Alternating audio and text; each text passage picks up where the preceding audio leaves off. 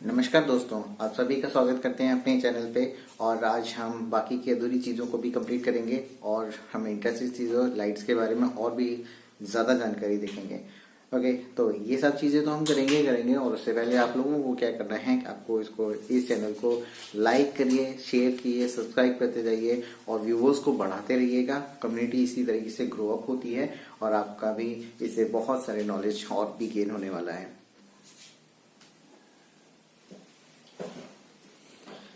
नमस्कार दोस्तों, आप सबका स्वागत करता हूं अपने ही चैनल पे। और आज हम और भी चीज़ों के बारे में बात करेंगे। लाइट से रिलेटेड जो चीज़ें बच गई थी उनके बारे में बात करेंगे। और मेनली अभी तक हमने जो देखा था वो लाइट के बारे में यानी रिफ्लेक्शन के बारे में देखा था। अब हमें जो देखना है ना वो रिफ्रैक्शन के बारे में देखना है। लाइट किस तरीके से रिफ्रैक्ट करती है, यानी लाइट जो होती है वो एक मीडियम से एंटर करके दूसरी मीडियम में भी पास ऑन हो सकती है। ओके, तो हम उस चीज़ों को पढ़ेंगे ही, लेकिन आपको इससे पहले क्या करना है, हमारे इस चैनल को लाइक, शेयर और सब्सक्राइब जरूर कीजिएगा। और उससे भी ज़्यादा ज़रूरी है कि बेल आइकन को जरूर दबाइएगा ताकि आपको भी नई वीडियोज आती है तो आपको उसका अपडेट मिलता रहे रेगुलरली। ओके, तो अपना स्टार्ट करते हैं टॉपिक रिफ्रैक्शन।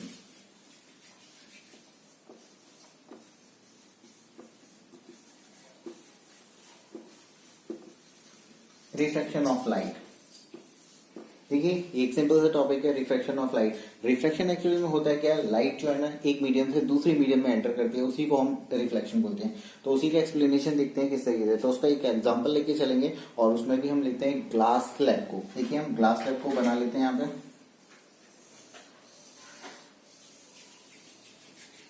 ये हमारा क्या बन गया, ग्लास।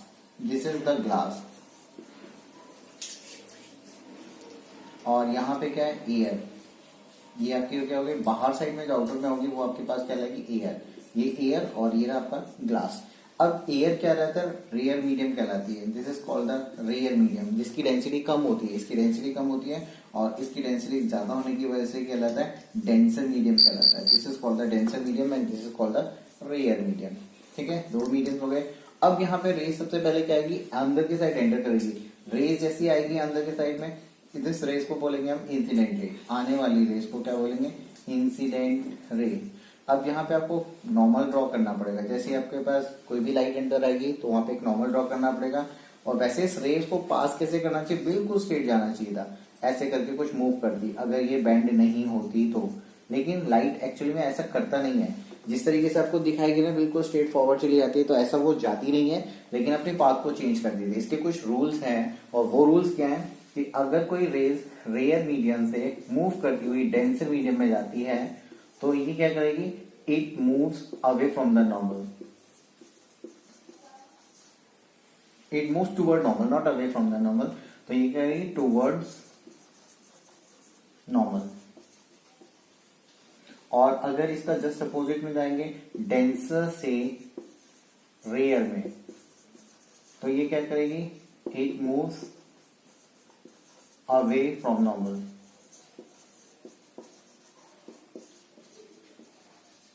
तो ये उसके अगेंस्ट में चली जाएगी। ओके, अगर ये स्लाइड को जैसे एंटर किया उसमें देखिए किस तरीके से जाना चाहिए था, लेकिन ये इधर ना जाके ऐसे करके बैंड हो जाएगी। स्लाइटली ये बैंड होगी। फिर आपको जब ये एग्जिट करेगी, बाहर निकलेगी, तब आपको फिर से एक नॉर्मल ड्रॉ करना पड़ेगा। और ये रेज अब की बार टुवर्ड नॉर्मल बैंड हुई थी, अब की बार ये क्योंकि डेंसर से रेयर में मूव करेगी तो अवे फ्रॉम द नॉर्मल और इस तरीके से मूव करके चली जाएगी। ओके, अब इनकमिंग रेज को तो हमने बोल दिया इंसिडेंट रे। और ये जो रेज होती है जो ग्लास स्लैब के अंदर है उसको हम बोलते हैं रिफ्रैक्टेड रे। देखिए रिफ्रैक्टेड रे। और जो बाहर निकलती है उसको बोलते हैं एमरजेंट रे, बाहर निकलने वाले। और इनके बीच का जो ये जो डिस्टेंस होती है वो हमेशा पैरेलल रहती है, यानी उसके बीच की डिस्टेंस हमेशा कांस्टेंट रहेगी, सेम रहेगी। तो इस डिस्टेंस को बोलते हैं लेटरल डिस्प्लेसमेंट।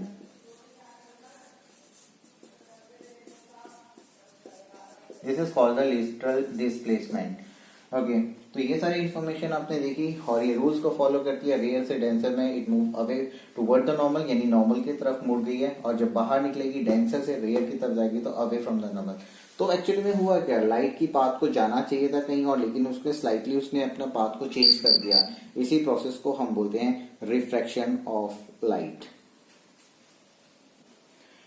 ओके तो अभी तक हमने क्या देखा था, रिफ्रैक्शन के बारे में देखा था, लाइट अपनी पाथ को किस तरीके से चेंज करती है। तो अब की बार हमें देखना है कि रूल्स लॉज क्या होते हैं रिफ्रैक्शन के। तो पहले हम लॉज ऑफ रिफ्लेक्शन को देखते हैं।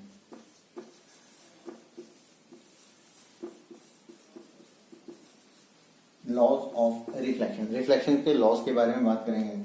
तो लॉज ऑफ रिफ्लेक्शन क्या होता है कि लाइट किस तरीके से अपना पाथ के चेंज करती है, उसके फिक्स होते हैं लॉज तो सभी के। तो the sine of angle sine i over sine r की वैल्यू ऑलवेज कांस्टेंट होती है। ये वैल्यू हमेशा कांस्टेंट होती है और इसी को हम स्नेल्स लॉ भी बोलते हैं, स्नेल्स लॉ। यही आपका स्नेल्स लॉ होता है जिसमें sine of angle of i and sine of angle of refraction, यानी साइन एंगल आपको रिफ्रैक्शन का भी निकालना, उन दोनों का जो रेशियो बनेगा वो वैल्यू हमेशा कांस्टेंट आती है, इसी को हम स्नेल्स लॉ बोलते हैं। सेकेंड, ये फर्स्ट हो गया। इसके बाद सेकेंड क्या होता है, सेम रिफ्लेक्शन की तरीके से होता है, द इंसिडेंट रे और सेकेंड रिफ्लेक्टेड रे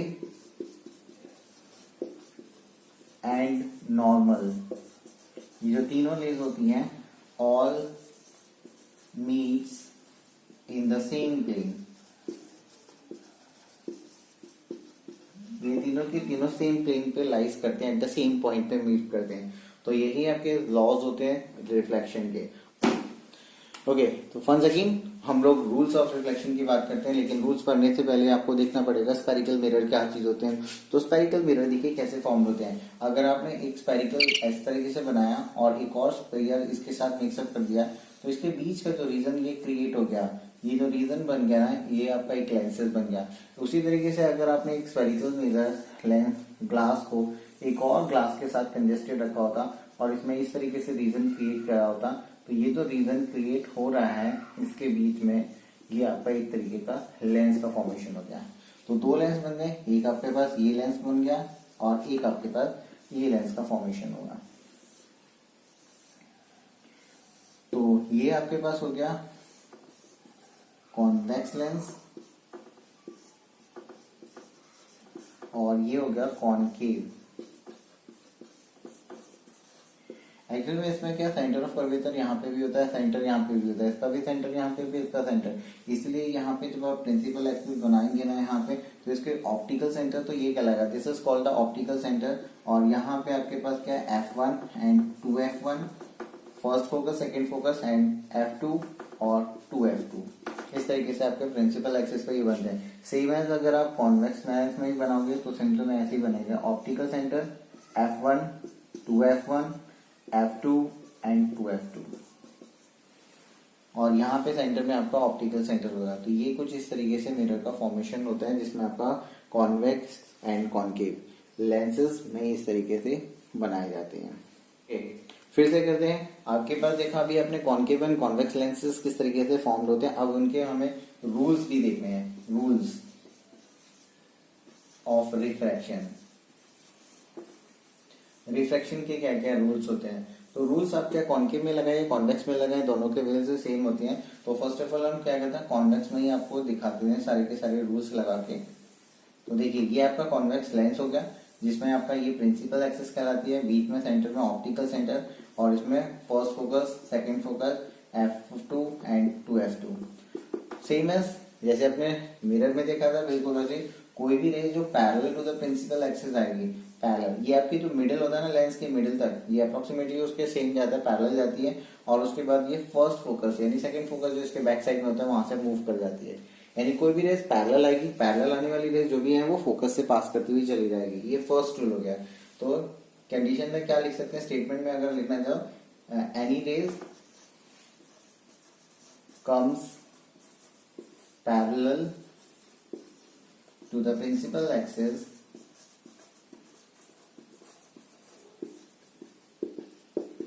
it will passes through the F2 second focus से पास करती हुई चली जाएगी। Okay, second rule same figure में कोई चेंजेस नहीं है, optical centre F1 2F1 F2 and 2F2। तो अगर आपने डायरेक्टली पहले से ही इसको फोकस से पास करा दिया तो ये क्या करेगी, ये पैरेलल मूव कर जाएगी। देखें यहाँ ब्रिज व सेंटर तक तो ये बिल्कुल क्या आएगी, स्ट्रेट, और उसके बाद ये क्या आ जाएगी, parallel to the principal axis चली जाएगी। If the ray comes from focus, अगर ये फोकस से आती है, फर्स्ट फोकस से F1 से, then it will move parallel to the principal axis.